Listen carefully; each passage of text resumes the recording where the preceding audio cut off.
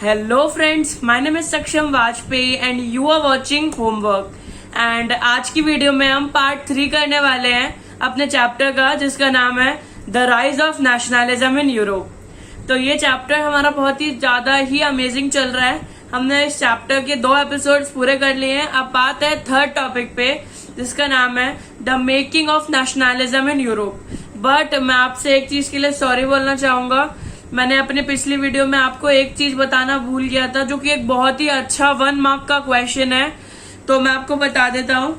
एक बहुत इंपॉर्टेंट चीज मैं आपको बताना भूल गया था, जो the French revolution and the idea of nation से एसोसिएटेड है। तो जो नेपोलियन था, Napoleon Bonaparte, moderniser of Europe, उसको बाकी के जो कंट्रीज थी, बाकी की कंट्रीज जो थी, उन कंट्रीज ने उसको एक टाइटल दिया था, जो कि एक बहुत ही अच्छा 1 मार्क का क्वेश्चन बनता है। तो वो टाइटल था the who was known as the harbingers of liberty. तो आंसर है नेपोलियन। हार्बिंजर्स ऑफ लिबर्टी यानी जहां भी जाएंगे अपने लिबर्टी का, लिबरलिज्म का झंडा लेकर जाएंगे। तो उन्होंने ये चीज एक बार रिफ्लेक्ट की थी। उन्होंने ये चीज नेपोलियन को बोला था, हार्बिंजर्स ऑफ यूरोप, जहां जाएंगे लिबरलिज्म फैलाएंगे, एक लिबरल फीलिंग फैलाएंगे। तो चलिए स्टार्ट करते हैं अपना चैप्टर। बहुत ही इजी सा चैप्टर का third topic, the making of nationalism in Europe. अपनी बुक्स निकाल लीजिए। बहुत ही प्यारा सा टॉपिक है। जो the making of nationalism in Europe हम पढ़ते हैं, उसमें हम देखते हैं कि जो यूरोप में जो नेशनलिज्म की शुरुआत कहाँ से हुई, उनके अंदर वो देश के प्रति वो भावना कैसे आई। तो मैं आपको, आप देखिए पेज नंबर 8 पे आपके एनसीईआरटी में, मैं आपको सिर्फ और सिर्फ एनसीईआरटी रेफर करता हूँ। मैं आपको कोई भी बुक नहीं बोलता कि आप इससे पढ़ो। मैंने आपको वैसे एक बुक लिस्ट बताई थी कि आप ये पढ़ सकते हो, but NCERT is the God book, NCERT is the Bible. मैंने आपको पहले भी बोल रखा है। तो चलिए देखते हैं। तो हमारे जो चैप्टर बोलता है, आपको जाना है second paragraph, third line, eastern and central Europe were under autocratic monarchy with in the territory which lived diverse people. जो ईस्टर्न और सेंट्रल यूरोप का क्या सिस्टम चल रहा था, ईस्टर्न और सेंट्रल यूरोप में मोनार्कियल रूल चल रहा था। मोनार्की चल रही थी। किस टाइप की मोनार्की? एब्सोल्यूट रूल चल रहा था कि राजा की जो मर्जी आएगी। डेस्पोटिज्म चल रहा था, निरंकुशवाद। जो मर्जी आएगी राजा की, राजा वो करेगा, और कोई नहीं है कि उसकी जो लिमिटेशन सेट कर सके कि राजा को के पास ये अधिकार है, लेकिन ये अधिकार नहीं है कि वो किसी को भी उठा के बिना पूछे उसको जेल में डाल देगा। तो एक ऑटोक्रेसी चल रही थी, एक एब्सोल्यूटिज्म चल रहा था। तो यहाँ पे एक छोटा सा एग्जाम्पल दिया हुआ है कि द हैब्सबर्ग एम्पायर की एक केस स्टडी दी हुई है। ये आपको खुद पढ़नी है। एज सच इसमें से इतना क्वेश्चंस नहीं पूछे जाते, but it can be asked as a source based question, कि आपको बता दिया है जो आपकी जनरल स्किल्स देखने के लिए, कि आपकी टीचर ने बोल दिया है कि बताइए हैब्सबर्ग एम्पायर की केस स्टडी से आपको क्या क्या मेन पॉइंट्स दिखते हैं, और जो नेशनलिज्म की जो फीलिंग है वो कैसे अच्छे से रिफ्लेक्ट हो रही है। तो एक तो ये बहुत आ सकता है। और चलिए मैं आपको बताता हूँ जो 2.1 लिखा हुआ है, the aristocracy and the new middle class. यहाँ पे एक ब्लू बॉक्स बना होगा सम इम्पोर्टेंट डेट्स का। आपको उस ब्लू बॉक्स के नीचे एक क्वेश्चन लिखना है, explain autocracy in brief points. This question was asked in my pre-boards for 3 marks. 3 number का क्वेश्चन आया था ये। एक्सप्लेन एरिस्टोक्रेसी इन पॉइंट्स में बताना है हमको कि एरिस्टोक्रेसी क्या है। तो बहुत ही आसानी से आपको इसमें आंसर मिल जाएगा। पहले मैं आपको एरिस्टोक्रेसी क्या है, डेस्पोटिज्म क्या है, एब्सोल्यूटिज्म, एब्सोल्यूट रूल क्या है, मैं आपको ये सब कन्वे करूंगा, एंड देन आप इसका आंसर। जो यूरोप की जो सोसाइटी थी ना, वो एक हायरार्कियल डिवीजन में डिवाइडेड थी। जैसे कि क्या था कि कुछ जो एरिस्टोक्रेट्स थे और जो पेजेंट्स थे, यूरोप की सोसाइटी दो तरीके के लोगों में एक्चुअली डिवाइडेड थी। पहले तरीके के लोग थे पेजेंट्स और दूसरे तरीके के लोग थे एरिस्टोक्रेट्स।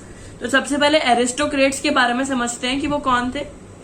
तो एरिस्टोक्रेट्स वो लोग थे, आपके 2.1 पैराग्राफ में फर्स्ट लिखा है, they are socially and politically powerful and they are the dominant class on the continent. वो सोशली भी पावरफुल थे और पॉलिटिकली भी उनके पास पावर थी, और जब सोशली और पॉलिटिकली पावर है तो भैया इकोनॉमिकली भी होगी ही होगी। तो एक तो ये इन दोनों चीजों से बिल्कुल पावरफुल थे। तीसरी ये डोमिनेंट क्लास थी। तो हमारे पास एक पॉइंट आ गया क्या कि ये जो थे ये पॉलिटिकली पावरफुल थे, सोशली पावरफुल थे। उसके बाद हमारे पास दूसरा पॉइंट क्या आया कि ये डोमिनेट करते थे किसको, पेजेंट्स वाली जो क्लास थी, पेजेंट्स वाली यानी second estate and third estate. अगर मैं आपको एक एग्जांपल दूं फ्रांस के कंटेक्स्ट में, हमने पढ़ा था कि the society of France was divided into 3 estates at that era during the French revolution, जब लुई द 16 किंग थे। तो फर्स्ट पॉइंट तो हमें मिल गया, they are politically and economically and socially powerful in the society and the dominating one also. Second point, the member of the society were united by a common way of living cut across the regional divisions. अब ये जो लोग थे ना, ये लोग बहुत ही ज्यादा डिप्लोमेटिक थे। डिप्लोमेसी के लिए ये जो फ्रेंच लैंग्वेज को एज अ डिप्लोमेसी यूज करते थे। They spoke French for diplomacy and in high society. इनको लगता था कि हम फ्रेंच बोलेंगे तो हमको थोड़ा बड़ा चढ़ा के फील किया जाएगा। तो हमने 3 पॉइंट्स देखे। पहला पॉइंट हमने क्या देखा था, पहला पॉइंट हमने नोटिस किया, मतलब पहला पॉइंट हमने देखा कि जो फ्रेंच सोसाइटी थी वो 2 लोगों में डिवाइडेड थी, एरिस्टोक्रेसी, पेजेंट्स। एरिस्टोक्रेट्स जो थे वो जो सोशली पावरफुल, सोशली और पॉलिटिकली और इकोनॉमिकली तीनों फेजेस में पावरफुल थे। वो डोमिनेट करते थे सोसाइटी को, वो रीजनल कस्टम डाइवर्सिटी से जुड़े हुए थे वो, और डिप्लोमेसी यूज किया करते थे। सॉरी, डिप्लोमेसी नहीं, फ्रांस यूज किया, सॉरी फ्रेंच लैंग्वेज यूज किया करते थे डिप्लोमेसी के लिए। Fourth point, the powerful aristocrats were numerically small in number, मतलब माइनॉरिटी थे तभी फ्रांस का डेवलपमेंट नहीं हुआ। क्योंकि अगर वो मेजॉरिटी में होते तो डेफिनेटली फ्रांस का डेवलपमेंट होता, फ्रांस नहीं यूरोप का डेवलपमेंट होता। और दूसरी क्लास आती है हमारी पेजेंट्स क्लास। बट पेजेंट पे जाने से पहले एक बार हम दोबारा एरिस्टोक्रेसी पे नजर डालेंगे। हमने जो क्वेश्चन देखा था, एक्सप्लेन एरिस्टोक्रेसी इन पॉइंट्स, तो हमारे माइंड में एक प्यारा सा आंसर बन रहा होगा जिसके लिए हमें डेफिनेटली 3 में से 3 मार्क्स मिलेंगे अगर हम वही आंसर लिख के आएंगे। पहला पॉइंट डिस्कस करते हैं, they are the French society. हमें पूरा लिखना है क्योंकि हमको पूरा लिखना है, हमको घिसनेंगे नहीं हम, तो हम पूरा लिखेंगे। द फ्रेंच सोसाइटी और the European society was divided into 2 sections, aristocrats and peasants. Aristocrats were, then आप हाइफन पुट करेंगे and first point, they are politically, socially and economically powerful and dominant class.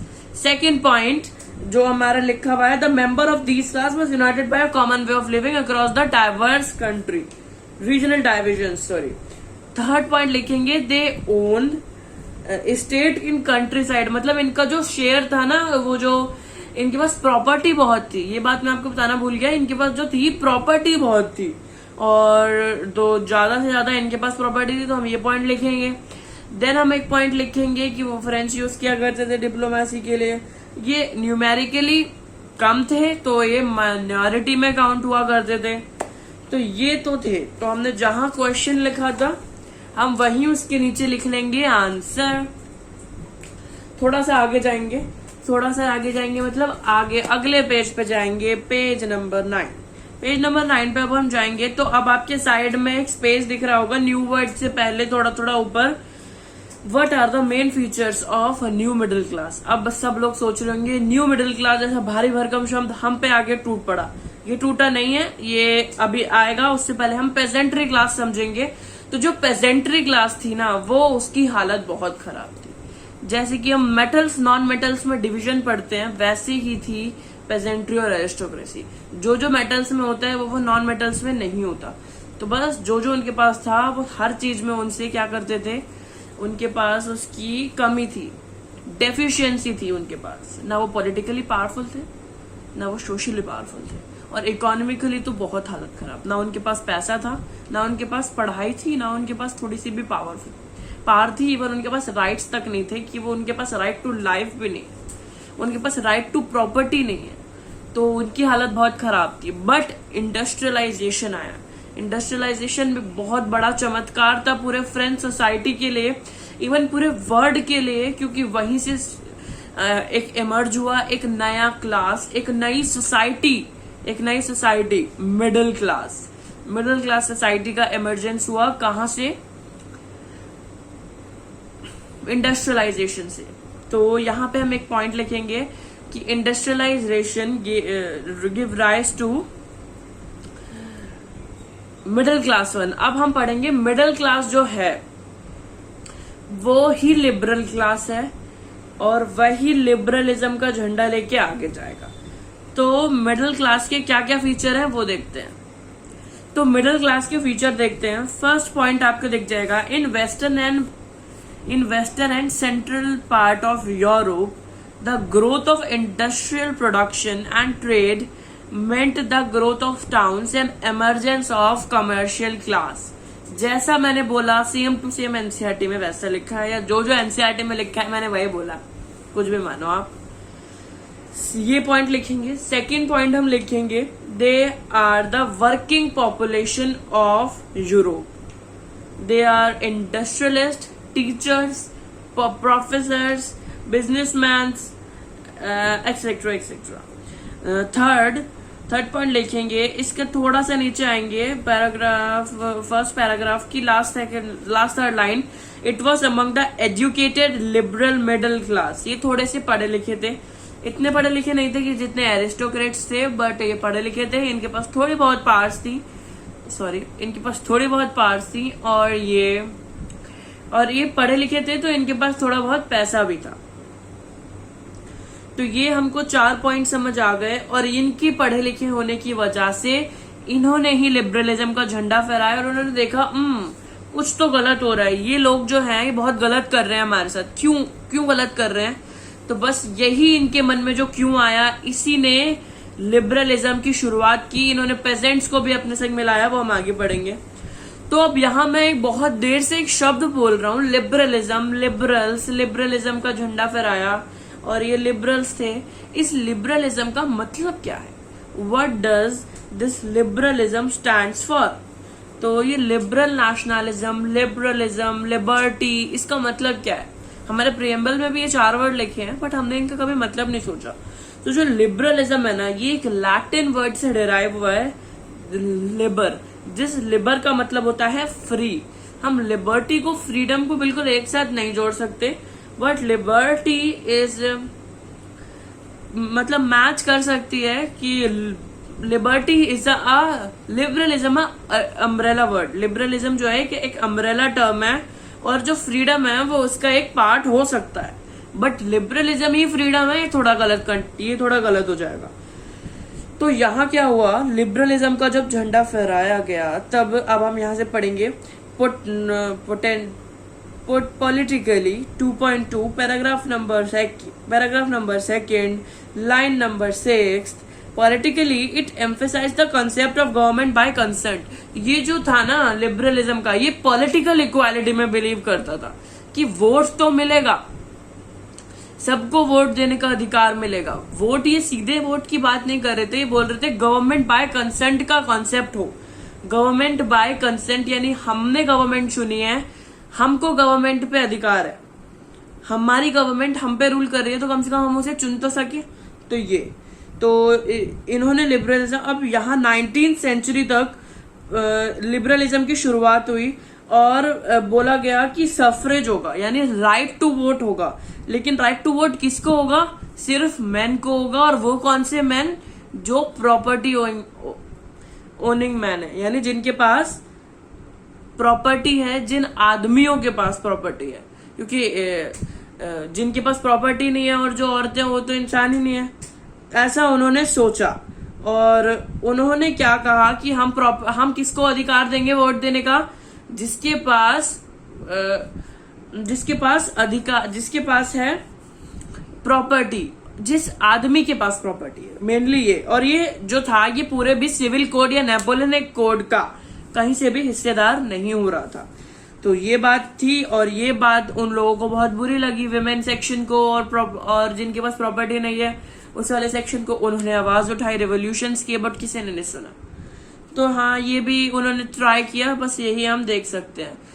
ये एक तरीके का वो था कि एक तरीके की जो मतलब कि कुछ ही लोगों, किसी एक पर्टिकुलर सेक्शन को हम फिर भी वो थोड़ा सा वो दे रहे थे कि एक्स्ट्रा पुश दे रहे थे। क्यों, वो बस यही पूछ रहे थे, लेकिन फिर भी कोई बात उनकी नहीं सुनी गई।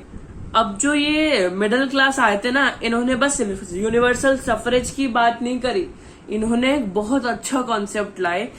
जो नेपोलियन था ना, मैं आपको बताता हूँ, जो नेपोलियन था ना, बड़ा ही पागल किस्म का इंसान था। वो पूरे यूरोप पे कब्जा करना चाहता था, लेकिन उसने फ्रांस का सिस्टम बड़ा ही खराब कर रखा था। उसने क्या कर रखा था, जैसे कि अगर मैं आपको इंडिया के कंटेक्स्ट में समझाना चाहूँ कि अगर मुझे दिल्ली से जाना है गुजरात, तो जो मैं दिल्ली से गुजरात जाऊंगा तो बीच में जो पड़ेगा, जैसे आई गेस, मुझे नहीं पता वैसे भी क्या पड़ेगा दिल्ली से गुजरात जाने में, जो भी पड़ेगा, तो हर जगह करेंसी चेंज करवानी पड़ेगी। उसने हर जगह की अलग करेंसी कर रखी थी। अगर यहाँ 1 लीटर दूध है तो वहां वो 1 लीटर दूध 2 लीटर भी हो सकता है और 1 मिलीलीटर भी हो सकता है। तो उसने कुछ ऐसा सिस्टम कर रखा था जो कि बहुत ही ज्यादा एक कॉम्प्लेक्स फॉर्म कर रहा था, एक बड़ा ही कन्फेडरेशन फॉर्म कर रखा था उसने 39 स्टेट का एक कन्फेडरेशन बनाया। लेकिन क्या हुआ, और उसने कस्टम बैरियर्स बहुत लगा रखे थे। यहाँ से एक्सपोर्ट होगा तो ये, यहाँ से एक्सपोर्ट होगा तो ये, इंपोर्ट एक्सपोर्ट पे बहुत ही ज्यादा उसने जो था वो बैरियर रेस्ट्रिक्शंस पुट कर रखे थे। लेकिन क्या हुआ, जो न्यू मिडिल क्लास थी, जो लिबरल क्लास थी, जो न्यू वर्किंग पॉपुलेशन थी, जो एजुकेटेड लोग थे, जो कुछ भी बोल सकते हो आप, working class, commercial class, liberal class, middle class, वो मतलब उन सब ने नहीं, एक ही है, मैंने आपको सिनोनिम्स बताए हैं। तो उन्होंने क्या किया, उन्होंने एक कस्टम यूनियन बनाया है। एक छोटी सी केस स्टडी दी हुई है, वैसे तो बहुत सब बना था, लेकिन एक छोटी सी केस स्टडी दी हुई है। ज़ोल्वरीन बनाया। ज़ोल्वरीन एक सुपर हीरो का नाम नहीं है वैसे तो सुपर हीरो का नाम लग रहा है, दैट सुपर हीरो का नाम नहीं है। ज़ोल्वरीन एक कस्टम यूनियन है। कस्टम यूनियन में क्या होता है, कस्टम यूनियन में होता है कि उन्होंने जो जितने भी वो थे ना, उनको 39 से सीधे 2 कर दिया, यानी जितनी करेंसीज थी 31 करेंसीज थी और उनको सिर्फ 2 करेंसीज कर दी, बाकी सब करेंसीज एबॉलिश कर दी। तो यही था हमारा आज का टॉपिक। आज की टॉपिक थोड़ा सा लेंथी था, the making of nationalism in Europe, इसलिए ये 2 पार्ट्स में होगा। अब अगले पार्ट में हम न्यू कंजर्वेटिज्म आफ्टर 1815 पढ़ेंगे। इसमें हम ट्रीटी ऑफ वियना पढ़ेंगे और रोल ऑफ गुजीबी मजीनी पढ़ेंगे। सो या this is all about the today's topic. Today's topic was the making of nationalism in Europe. बहुत ही प्यारा सा टॉपिक था, इसका हमने आधा हिस्सा खत्म कर लिया है, अगर थोड़ा सा बचा है जो हम अगली वीडियो में पूरा करेंगे। तब तक के लिए goodbye, bye, see you in the next video. Till then do subscribe to the channel. Thank you for watching this video. Bye bye. Like, share and subscribe.